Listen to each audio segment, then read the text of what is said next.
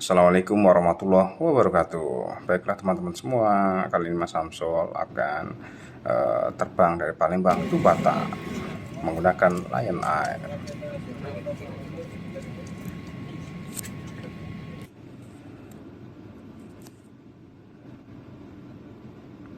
Hari ini tanggal 27 Desember 2022, Mas Samsul berencana akan mengikuti rakor ya, akhir tahun 2022. Namun Mas Samsul harus transit dulu ke Batam, lalu ke Kota Padang. Nah, beginilah suasananya teman-teman ketika kita akan lepas landas dari Bandara Sultan Mahmud Badarudin di Kota Palembang.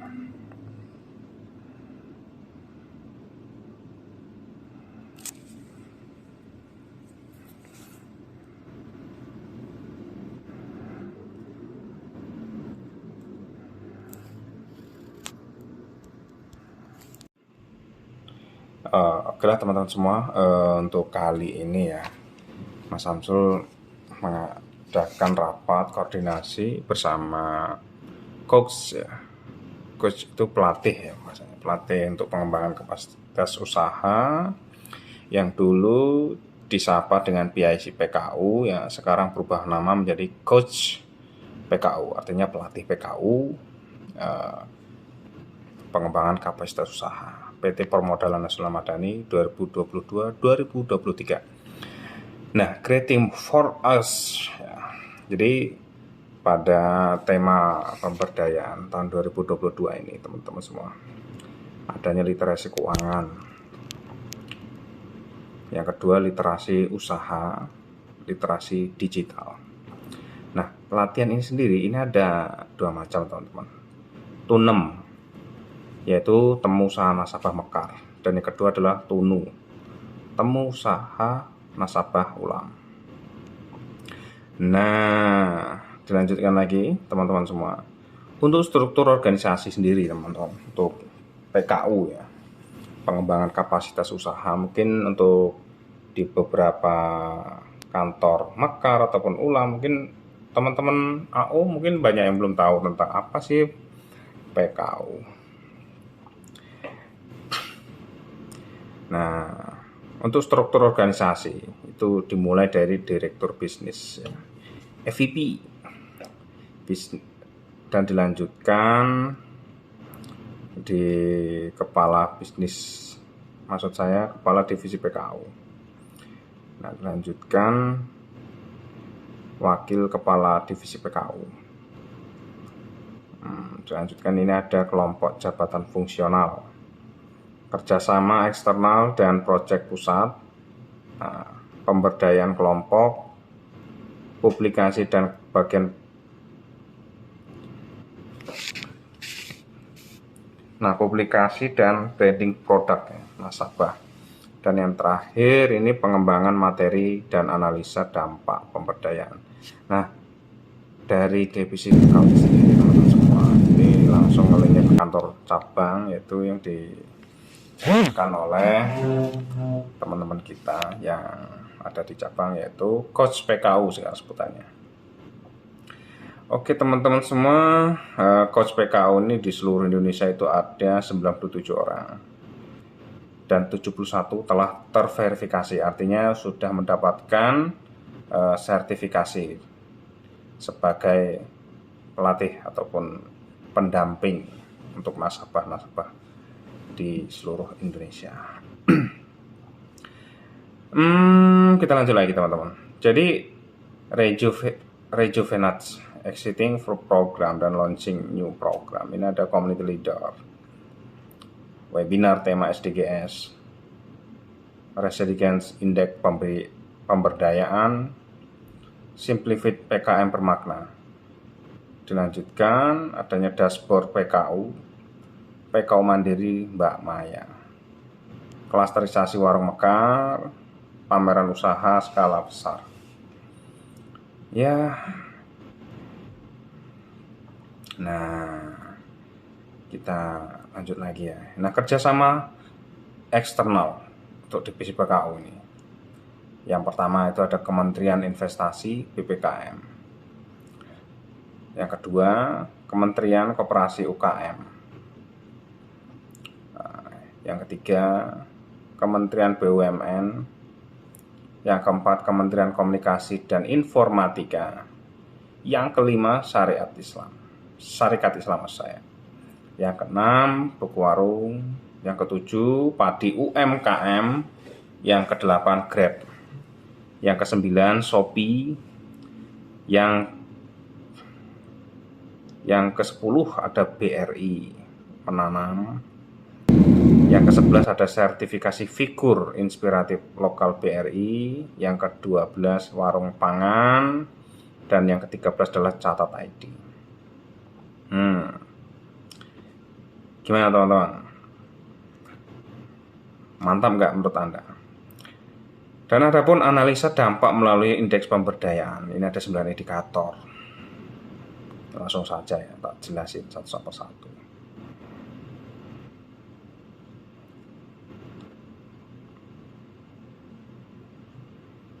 Nah, untuk yang pertama nih, ini ada mengikuti kegiatan PKM. Yang kedua, menabung. Yang ketiga, pengelolaan keuangan. Yang keempat, penambahan pendapatan atau omset. Yang kelima, itu ada strategi penjualan. Dan yang keenam, penambahan aset. Yang ketujuh, perizinan usaha. Yang kedelapan, diversifikasi produk. Yang kesembilan, serapan tenaga kerja.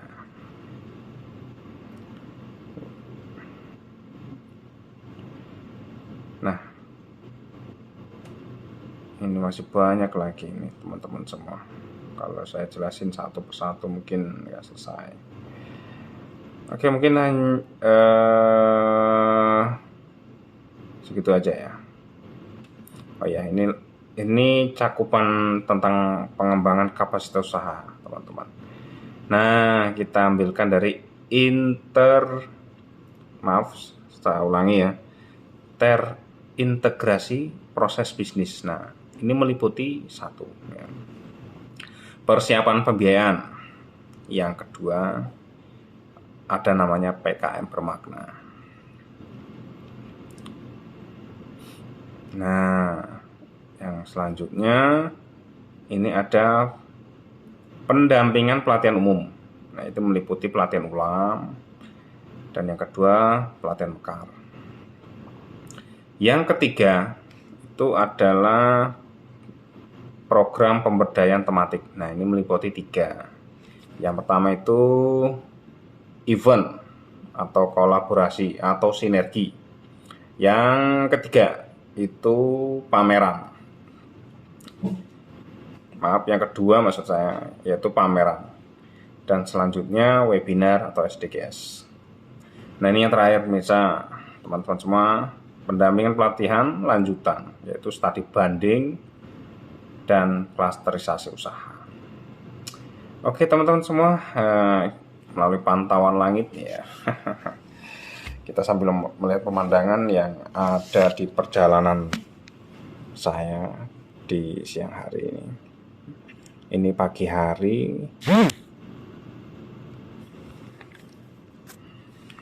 Kita lihat dulu ya. Kita lihat pemandangan dari atas. Pemandangan luar biasa.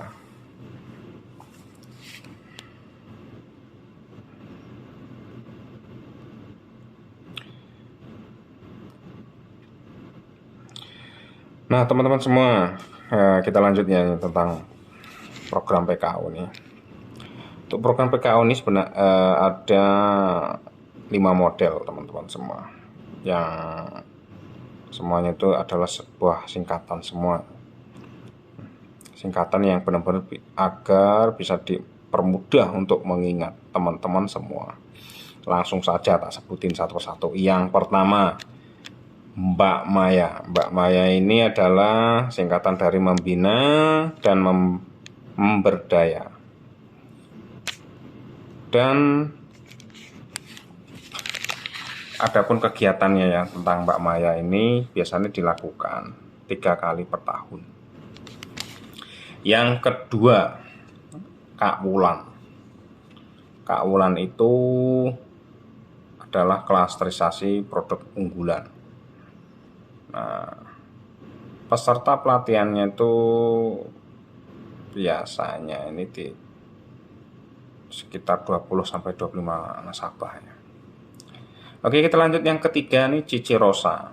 Maksudnya adalah cicip produk nasabah. Biasanya dilakukan 2 kali per tahun.